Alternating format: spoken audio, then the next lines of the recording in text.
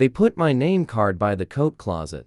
Not at the table. Not even at the end of the table. Beside it, on a folding chair borrowed from the garage, next to a pile of winter coats that still smelled like mothballs. My mother stood over that chair, smoothing the tablecloth with her palm, like she was smoothing over a decision she'd already made weeks ago. And she said, without even looking at me, "We just didn't have room this year, sweetheart. You understand."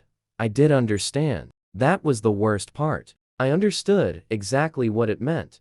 12 years earlier, I had a seat at that table, a real one, with a matching chair and a linen napkin folded into a swan, right between my father and my grandmother. Back then, I was the daughter who was going to make the family proud, the one who scored high enough to get into any school she wanted. Then I chose nursing instead of law, and chose a hospital instead of the family business. And somewhere between those two choices, I stopped being someone worth a seat. My name is Claire Whitfield, and for 6 years, every single Thanksgiving, I sat by the coats. I want you to picture it. 34 years old, wearing a nice sweater I'd ironed twice because I still wanted to look like I belong, holding a paper plate because there weren't enough of the good ones to go around anymore, watching my sister Vanessa laugh at the head of the table in the chair that used to be mine, my brother Preston refilling wine glasses like he was already the man of the house, even though our father was very much alive and sitting 3 feet away, pretending not to notice that his youngest daughter was eating standing up. Nobody said cruel things directly. That's not how my family worked. Cruelty in my family always came dressed as concern. "How's the little clinic job going?" my mother would ask, like I hadn't spent 4 years becoming a trauma nurse and 2 more becoming a department director. "Still renting that apartment?" Vanessa would say, swirling her wine, like owning a condo was the only thing that made a person real. I used to go home after those dinners and cry in my car before I even started the engine. Every year I told myself I wouldn't go back. Every year I went back anyway, because somewhere underneath all that hurt was still a little girl who wanted her father to look at her the way he looked at Preston. This last Thanksgiving, though, something was different. I could feel it the second I walked in the door. My father's lawyer was there. Not a family friend, not an uncle, an actual lawyer, in a gray suit, sitting stiffly on the good couch, with a leather folder resting on his knees, like it held something that mattered more than turkey and stuffing. If you've ever sat in a room and felt the air change before anyone said a word, you know exactly what I'm talking about. My stomach dropped before I even understood why. Before I tell you what was inside that folder, and what it did to everyone at that table, including me, I want to ask you to hit subscribe. Because this channel is called Legacy Whisper for a reason. Every story we tell here is about the quiet moments that change everything. The ones nobody sees coming until it's too late to stop them. This is one of those stories. And trust me, you're going to want to see how it ends. I sat down on my folding chair by the coats, plate balanced on my knees, and I watched my grandmother Eleanor being wheeled in by her homemade. She was 89 years old, sharp as a blade even then, though her hands had started to shake, and her memory came and went like a radio signal in the mountains. She was the only person in that house who had never once made me feel small. When she saw me sitting by the closet, her face changed. I watched something harden behind her eyes. "Why is my granddaughter eating on a folding chair?" she said, and it wasn't a question. The room went quiet, the way rooms do right before an explosion. My mother laughed it off, the way she laughed off everything uncomfortable. "Oh, Mom, we just ran out of room this year. You know how it is." "I don't know how it is," Grandma Eleanor said. "Explain it to me." Nobody explained it to her. Vanessa suddenly found her wine glass fascinating. Preston cleared his throat and asked if anyone wanted more stuffing. My father, the man who had once called me a disappointment to my face, and never apologized for it, just sat there, jaw tight, staring at his plate like it owed him money. Grandma Eleanor turned to me, and in front of everyone, she reached out her frail hand and said, "Come sit by me, Claire. Right here." She was pointing at the seat next to her, which happened to be the seat my father usually gave to Preston, the seat of honor beside the matriarch of the family. I want to tell you I felt triumphant in that moment. I didn't. I felt embarrassed, exposed, like a kid being defended by her grandmother in front of the whole cafeteria. But I got up anyway, because when Eleanor Whitfield told you to do something, you did it, and because some small, stubborn part of me still wanted, more than anything, to sit at that table like I mattered. I didn't know yet that the moment I sat down in that chair would be the moment everything my family believed about me started to fall apart. The lawyer's name was Mr. Holloway, and he had been sitting quietly through dinner, sipping water, watching everything with the careful eyes of a man who knew things nobody else in the room did. When dessert was cleared, my father stood up and cleared his throat, and I remember thinking, here it comes. Whatever this is, Mr. Holloway is here, my father said. Because your grandmother wanted to discuss some updates to her estate while the whole family was together. Vanessa sat up a little straighter. Preston set down his fork. I noticed both of their reactions before I noticed anything else. And something about the hunger in their eyes made my skin crawl. Though I couldn't have told you why yet. Actually, Grandma Eleanor said. Her voice steady despite her shaking hands. I asked him to come because I wanted to say some things while I still remember how to say them clearly. The room went very still. Everyone knew, in the careful way families know things they don't discuss out loud, that Eleanor's memory had been slipping for 2 years. There had been doctor's visits. There had been whispered phone calls between my mother and Vanessa that stopped the second I walked into a room. I had assumed, like everyone else, that this was simply the sad and ordinary decline of an old woman. I was wrong about almost everything that night. I was about to learn just how wrong. Grandma Eleanor looked directly at my father. Robert, she said, I know about the meeting you had with Dr. Simmons in March. I know you asked him to write a letter stating I was no longer competent to manage my own affairs. My father's face went white. My mother's hand froze halfway to her water glass. Mom, that's not, my father started. Don't, Grandma Eleanor said. And there was something in her voice I had never heard before. Something sharp and cold underneath all that softness. I have known for 6 months. I simply waited to see who in this family would try to protect me, and who would try to profit from me. Mr. Holloway opened his leather folder. For those of you who don't know, Eleanor continued, my late husband and I built this family's wealth from nothing. A hardware store in 1968, a construction company by 1975. By the time Harold passed, we had built something worth protecting. I have spent the last 3 years of my life watching very carefully to see who in this family actually cared about me, and who cared about what I could give them. Vanessa's face had gone pale. Preston was gripping the edge of the table. Every single week for the last 6 years, Eleanor said, one person in this family visited me. Not for holidays, not for photographs. Every single week, rain or snow, after 12-hour hospital shifts. She drove 40 minutes to sit with me, to bring me soup, to read to me on the days my eyes were too tired, to notice when my memory started slipping before any doctor did. She turned and looked at me. That person is Claire. I felt my throat close up. I hadn't told anyone about those visits, not because I was hiding them, but because nobody had ever asked what I did with my time, and I had stopped expecting anyone in that family to care. She never once asked me for anything, Eleanor said, her eyes wet now. Not money, not a job at the company, not a good word put in with her father. She came because she loved me, and somewhere along the way, my granddaughter, the one this family seated by the coat closet tonight, became the only person I trust.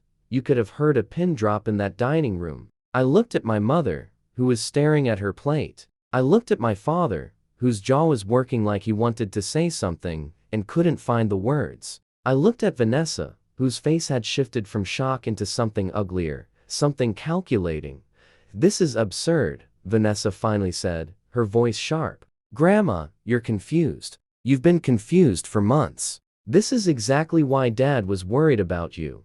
I am not confused, Vanessa, Eleanor said, and her voice didn't waver. I am angry. There is a difference, and I would think a corporate lawyer would understand the distinction. If you're enjoying the story so far, I want you to drop a comment below and tell me what you would have done in Claire's chair. Would you have stayed quiet, or would you have said something? I read every single comment, And I promise you, the story is only getting started. Mr. Holloway cleared his throat and pulled several documents from his folder. Mrs. Whitfield asked me to formalize some changes to her estate plan 3 weeks ago, he said. I want to be very clear that these decisions were made with full legal competency evaluations, conducted independently, outside of any family influence. My father's hands were shaking now. And not from age. The construction company, Mr. Holloway continued, along with the family trust, the lake property, and controlling interest in Whitfield Holdings, has been restructured.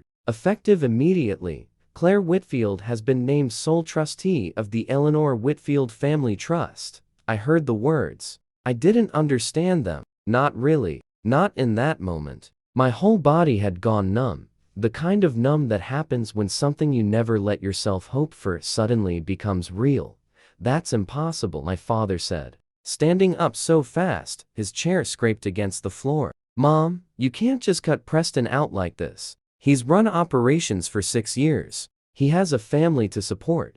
I haven't cut anyone out, Robert, Eleanor said calmly. I've simply stopped rewarding people for assuming a title makes them worthy of one. Preston can keep his position, provided he starts actually showing up to the job site instead of golfing 3 days a week and letting his foreman make every real decision. Preston's face went red. I realized, watching him, that I had never actually seen him embarrassed before. Preston didn't get embarrassed. Preston got defensive. And Vanessa, Eleanor said, turning to my sister, I know about the missing funds from the charitable foundation. The one your grandfather started to give scholarships to kids who couldn't afford college. The way we couldn't when we were young. The room went silent again. But this silence was different. This silence had teeth in it. I don't know what you're talking about, Vanessa said, but her voice cracked on the last word. And everyone at that table heard it crack. $43,000, Eleanor said. Over 18 months. I had my accountant, not your accountant, review the foundation's books after I noticed the scholarship numbers didn't match the disbursement records. You've been quietly funneling money out through vendor invoices for a consulting firm that doesn't exist. I watched my sister, the woman who had spent years calling me a disappointment for choosing to help strangers instead of chasing a paycheck, sit there with nowhere to hide. I felt something inside me that I wasn't proud of. Not joy, exactly. Something quieter. Something that felt a lot like relief, like a door finally opening after years of being locked outside in the cold. I want to be honest with all of you, Eleanor said, and her voice softened, though it never lost its steadiness. This isn't about punishment. I'm not doing this to hurt anyone. I'm 89 years old, and I have spent the last several years watching this family slowly forget what actually matters. I watched my son try to have me declared incompetent so he could access money before I was even gone. I watched my granddaughter embezzle from a foundation named after her own grandfather. And I watched my other granddaughter, the one none of you thought was worth a real chair at this table, show up week after week for 6 years and ask for nothing at all. She reached over and took my hand. Her fingers were cold and thin, but her grip was strong. Claire, she said, I know you didn't come here tonight expecting any of this. I know you probably would have been happy just sitting by the coats and going home quietly, the way you always do. That's exactly why it has to be you.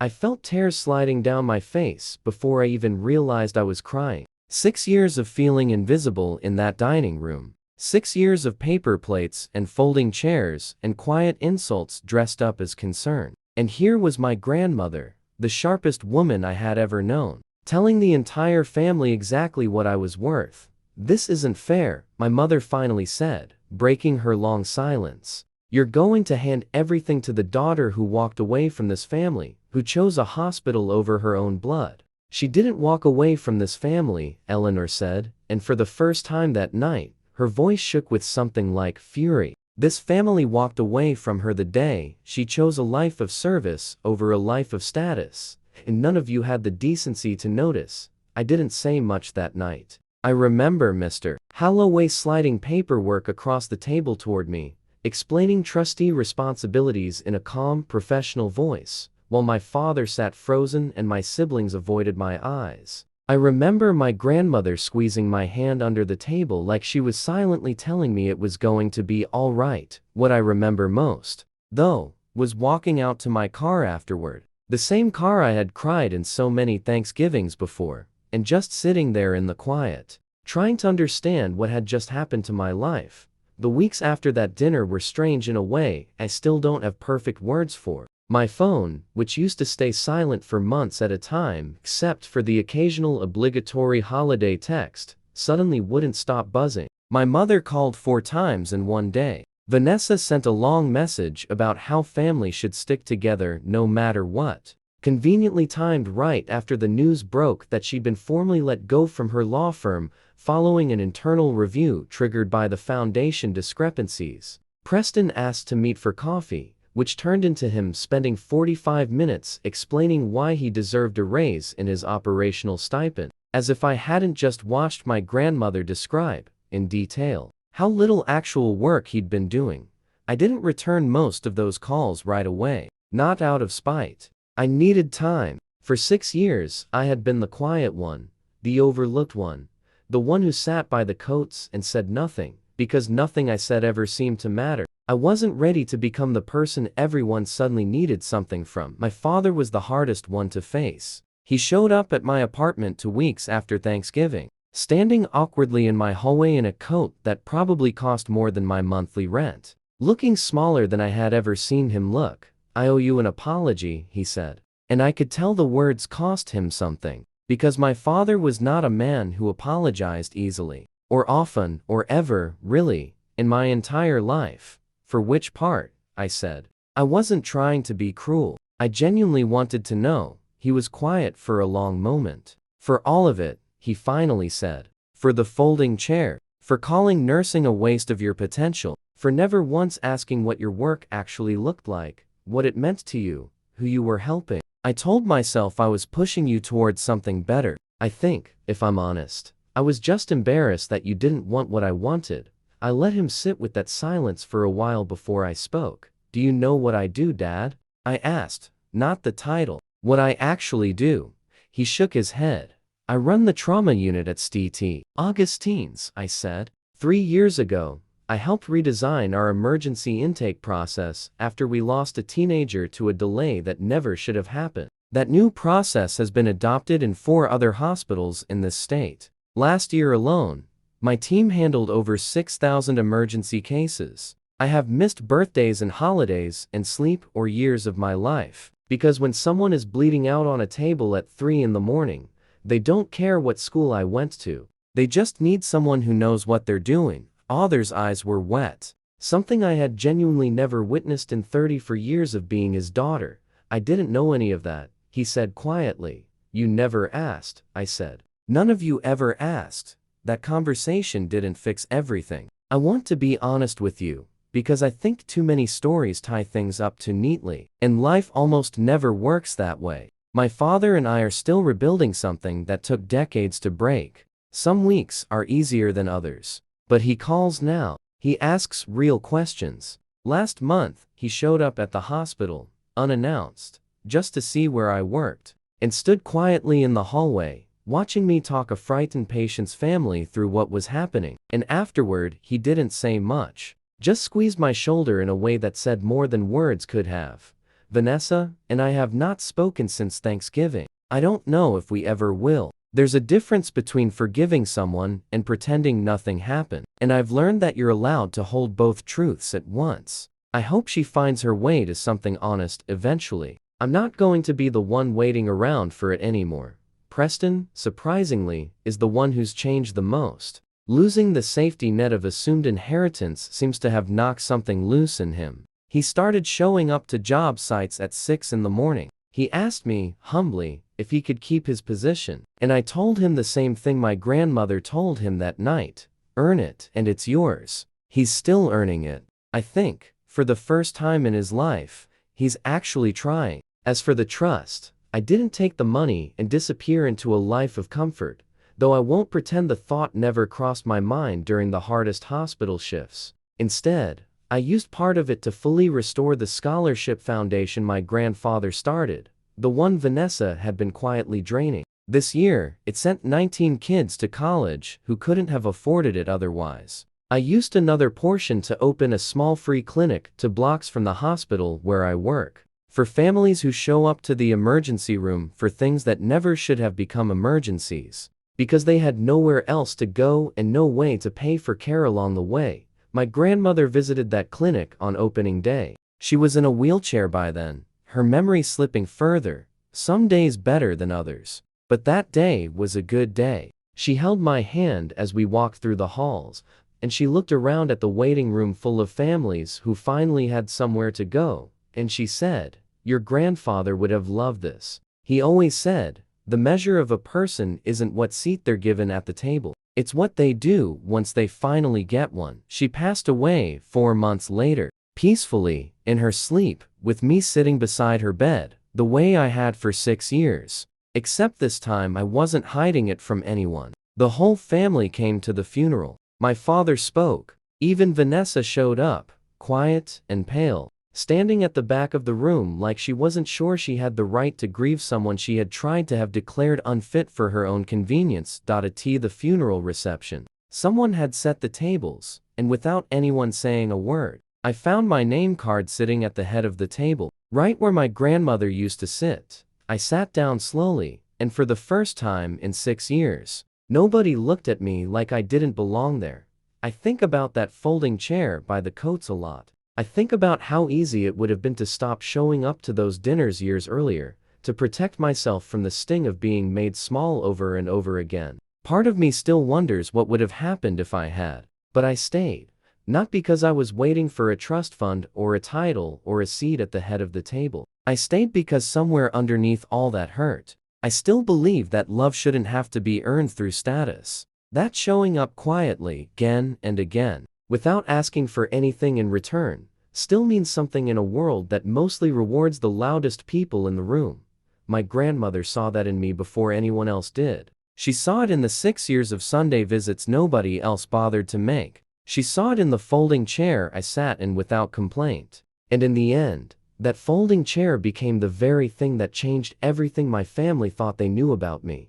If this story moved you even a little, I want you to do 2 things for me. First, leave a comment and tell me who in your life has shown up quietly, year after year, without ever asking for recognition, because I think we all know someone like that, and they deserve to be seen. Second, if you haven't already, share this story with someone who needs to hear it today, and subscribe to Legacy Whisper, because every week, we tell true-to-life stories about the quiet moments that change everything. The ones nobody sees coming until it's already too late to stop them.